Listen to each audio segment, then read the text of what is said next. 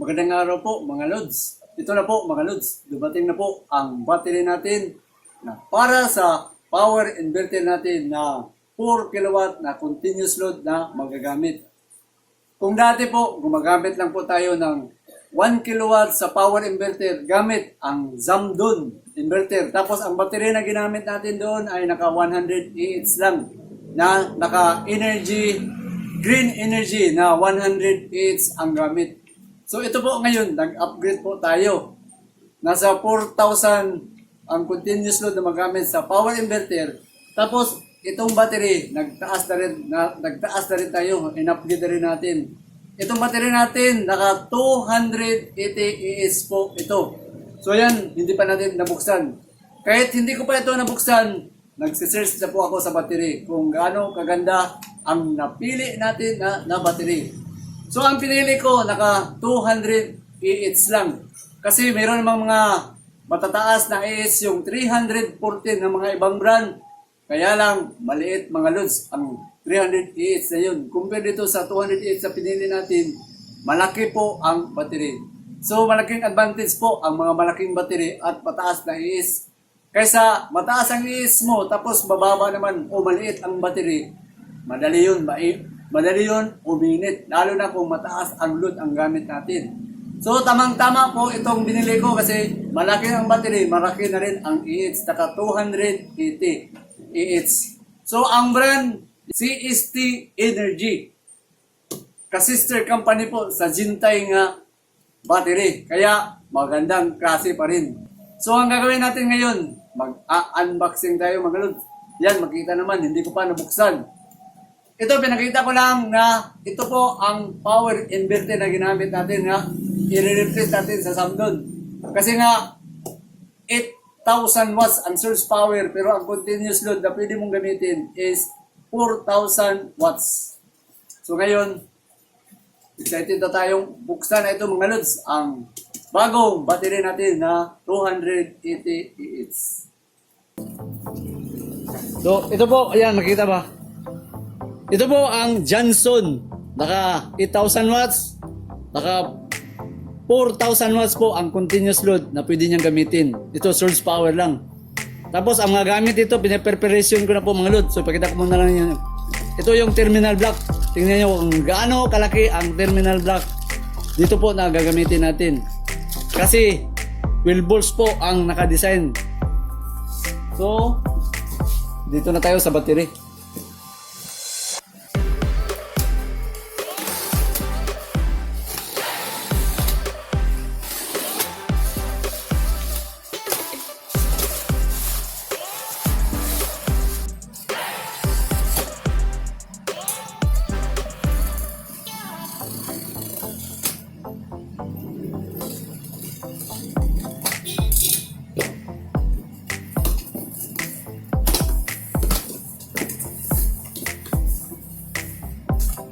So, yan po mga Lods, ang manual. Kita nyo mga manual natin, naka CST Energy po ang gamit natin. Ayan. Ang manual natin mga Lods. Tapos yung lalagyan sa battery, yan.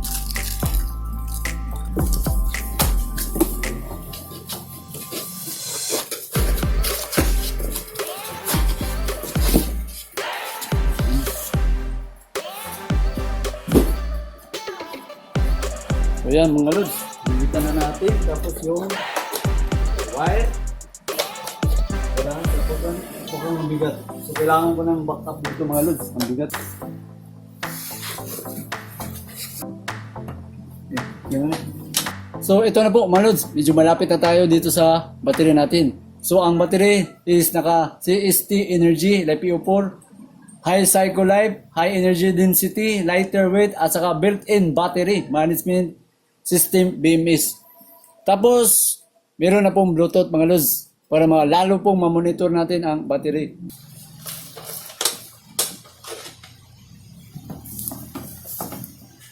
So, nandito po sa likod ang description. So, nakalagay dito mga Lods, maximum continuous charging current nasa 160 ampere. Tapos ang maximum continuous discharge, nasa 200 ampere. Charging voltage, 14.6. So, ang dimension po sa battery, dito rin nakalagay. So, ito may kodigo ako isusurkat natin para mas lalo maintindihan po yung ibig sabihin dito. Tapos yung bigat, so ang bigat almost 29 kilos po ang bigat. So dito po sa, makita babanan, dito sa, nag-search po ako, dito po ang nakalagay sa CST natin na battery. Cell type battery. Warranty 6 years. Yan, warranty 6 years. Nominal voltage 12.8. Tapos naka 288. Papalo ang energy sa 3,584 watt-hour. So ang maximum nakalagay dito mga load is maximum continuous charge current 250 ampere. Tapos ang maximum sa continuous discharge is sa current is 250 ampere. So yun ang una kong na-discover. Pero dito siguro yun ang minimum. Pero yung maximum kayang pabutin dito. So nag-search po ako mga load. Ito share ko sa inyo, pinag-aralan natin. CST Energy 280AH. So bakit ito po ang napili ko? So number 1, simple, mataas po. Yan, palapit ko pa para makita nyo. Mataas po ang power na magagamit natin. 3,584 watts hour. Kaya kung mayroon kang 1 HP na aircon, kayang-kaya dito gamitin. Lagpas pa sa 3 oras kung 1 HP na aircon na gamit.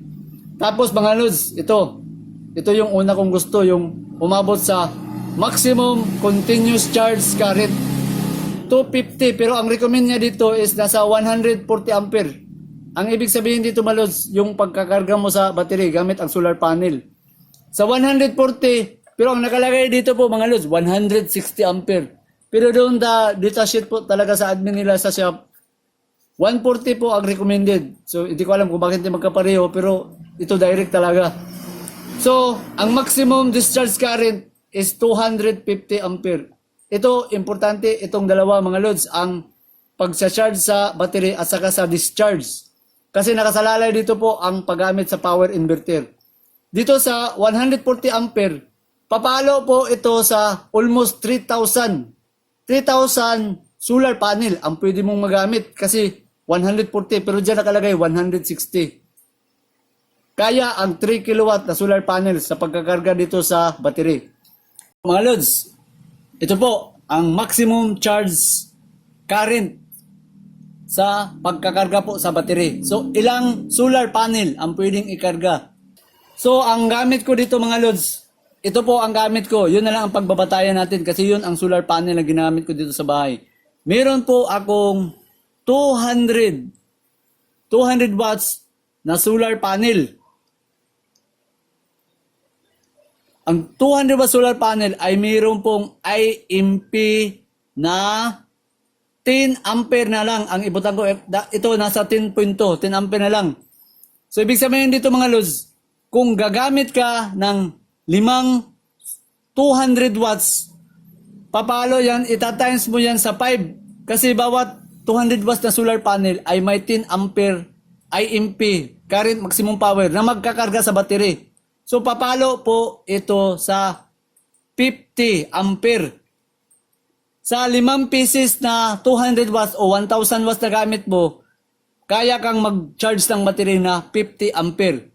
Pero dahil 160 po ang nakalagay sa nameplate diyan, 160, ibig sabihin, papalo ito sa 3,000 watts. Kaya po 300 watts na solar panel ang pwedeng gamitin. Kasi nga, sa 1,000, meron kang 50 ampere. Kaya kung aabot ito sa 15 pieces na 200 watts, papalo yun sa 150. Ito, 160, lagpas. So, lagpas pa. So, 3,000 watts na solar panel ang kaya sa ganitong battery mga lods. Tapos, ito na, importante ito mga lods, kasi doon nagbabase ang solar o ang power inverter kung ilan ang kaya dito sa battery kung gagamitin mo sa power inverter. So yan, ito mga lods, sa discharge current na tayo. So ang ibig sabihin, ilang wattage ang pwedeng gamitin sa power inverter. Ang nakalagay dito po mga lods ay 200 ampere. Doon sa search ko sa Kodigo, aabot daw sa maximum na 250 ampere ang max discharge. Kaya nga ito ang nakita ko kasi nga 250. Halos sa mga ibang battery nasa 200 lang. Pero ito na lang ang susundin natin. Kasi nakalagay naman dito ang 200 ampere. So sa 200 ampere, ilan ang wattage na kayang gamitin dito sa power inverter? Kasi ang gamit natin na power inverter, pwedeng umabot sa 4,000 watts.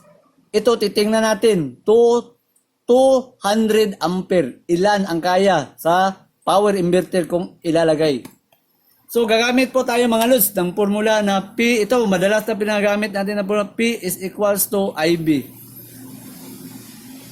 Power, current, at saka voltahe. So, meron tayong 200 ampere, ita-times natin sa nominal voltage na 12.8 volts. So, ilan ang power na magagamit natin? 2,560 watts. Power. Ibig sabihin dito mga lod, ito lang ang pwede mong gamitin sa power inverter. 2,560 watts. Kapag naglagpas po ang gamit mo dito sa 2,560 watts, bibigay po ang BMS sa battery. So, iyon ang ibig niyang sabihin. Kaya ako, sinabi ko na sa una pa nating previous video, na hanggang 2,000 pababa lang po ang magagamit ko. Hindi ako aabot ng ganito. 2,000 lang. Kaya pasok pa rin. Pero yung competition ko doon sa Kodigo, umabot doon sa 250. So, lagpas yun sa 3,000. So, okay pa rin. 2,500. Kasi 2,000 lang naman ang gagamitin ko pababa, mga lods. So, ibig sabihin, ito po ang pwede mo lang magamit kung itong isang battery. So, kung magdagdag ka ng battery, mag times 2 ka kung gusto mo magdagdag. Pero ito, tamang-tama na po ito sa setup ko kasi nga hindi ako aabot sa 2,000 sa gamit. Tapos, mga lod, ang cycle life, 6,000 ang cycle life sa battery. Tapos, dito po sa BMS, nakita ko, naka-GBD po ang BMS. Yan, sinali ko na dito. Kasi naspatan ko ito pag search ko na GBD. Kasi nga, hindi naman ako nagbubukas ng battery. Nag-search na lang ako ng maigi mga lods. So, nakita ko sa video, GBD po ang ginamit. Dito po sa 600 deep cycle, by basihan po ito. So, dagdag natin para malaman sa mga kalods natin. Sinabi nila na 6,000 watts of cycle use. Ito po, kapag ginamit mo ang 10 volts sa cycle use, papalo lang daw ang battery sa cycle life na 4,000 cycles. Cycles. 10 volts, kapag nag-cut off ka sa 10 volts, ang battery aabot sa 4,000 cycle na gamit. Ilang taon ang 4,000 na nagamit? So, madali lang yan ang competition mga lods. 4,000. Wala kang gagawin. I-divide mo sa isang taon. Divide mo sa 365 days sa isang taon equals 10.9. So, ilalagay na lang natin na aabot sa 11 years ang gamit mo. Kapag nag-10 volts ka sa cut-off, 4,000 cycle. Pero, kung dito ka sa ka-cut off ka sa 12.8B. So ito, 100% ang gamit mo. Pakakat off mo sa 10 volts. Ito, 12.8. 80% ang gamit. Ang cycle life, mga lod, tataas. Yun po ang sinasabi nilang 6,000 cycle life. So, ilang taon? 16 years. Yan. Kung mag 80% sa gamit. Pero, mayroon pa sang dinagdag. Pag mag 60% ka sa gamit, sabihin natin 13 volts ang cut-off mo, aabot sa 15,000 cycle use. Ilan ba ang 15? 41 years. Ang tagal. 41, 16, 11. O dyan. Kayo nang humusga mga lods. Dito sa search ko sa battery. Ang battery ay kayang mag-support sa normal ito, kadalasan. 4 unit. Kung gusto mong mag-series, iparallel 4 at series pwede rin 4. Tapos ang bigat po sa battery, pumalo po sa 28.5, almost 29 kilos.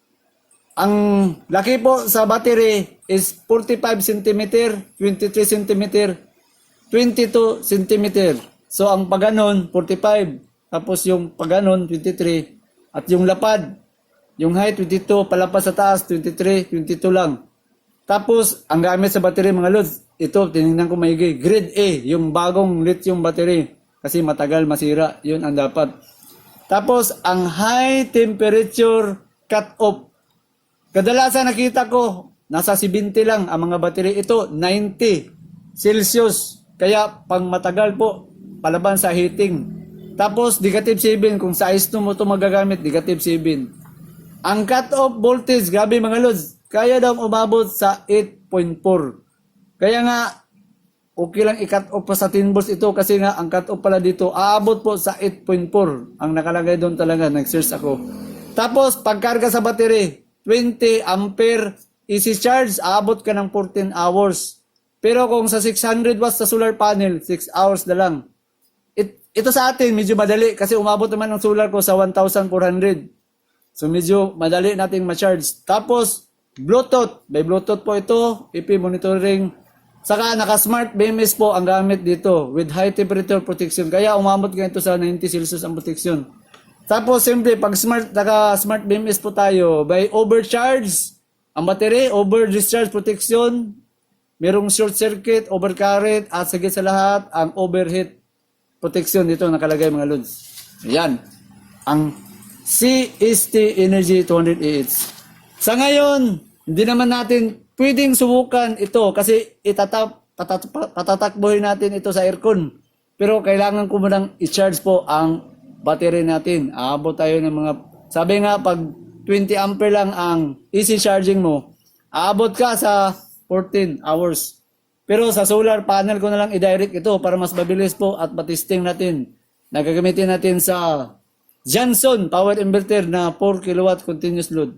Tapos mga lods, ito, pahabol ko muna kasi ngayon lang natin nabuksan. So, ito, isali natin kung gaano kaganda sa loob kasi hindi naman tayo nagbubukas ng battery. Pero, ito po mga lods, pinakita nila. Naka anti-swelling pictures inside. So, sa video dito, nakita niyo naman doon si SolarMine, nagbubukas po ng battery na ganito, naka CST. So, ang battery po talaga naka-design nila, naka-bolted po sa ilalim. May protection pa talaga na hindi siya madaling mag-bloated kasi nga naka-bolted po siya. Ito ang picture po, nakalock po sila sa metal dito sa harapan, dito sa likod.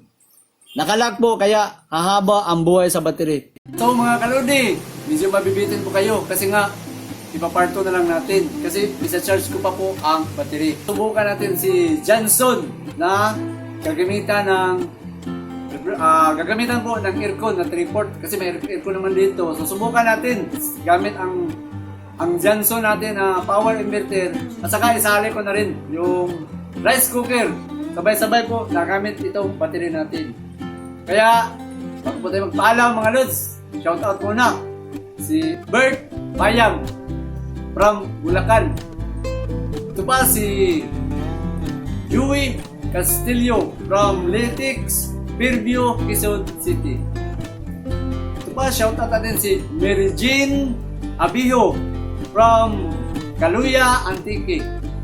Shoutout pa natin si Art Rusio from Batangas. Shoutout natin mga lods si Bryce Alminario watching from Brunei. Uy, ang layo niya lods. Buting ingat po kayo dyan sa trabaho niyo sa Brunei. Ito pa si Marinaw Uyugan, si Mario Dalangon Langgumis. Ito pa ang last natin si Binmar Oliverios from Mikawayan, Bulacan. Saka ito pa, magpapasalamat na naman po ako ulit sa mga join member natin mga lods na walang sawang nagsusuporta po sa channel natin. Ito si Romeo Lizardo, ang mga bago po ito. Saka si Urbi Sunom, si Dakila Nabal, si Sandaligo, si Rafaelito Bayato, si Banjim Gangla, si Michael Amador, si Pablo Luna, si Love Natwar. Uy, si Love Natwar Lods, salamat po sa pag-upgrade niyo po sa joint member. At ang muli natin, si Boom Solution Iloilo. So, sa mga kalods natin, kung may gusto po kanyang i-comment po dito sa bagong CST Energy, pag-i-comment sa baba. At maraming salamat po sa panonood. Stay tuned po sa part 2.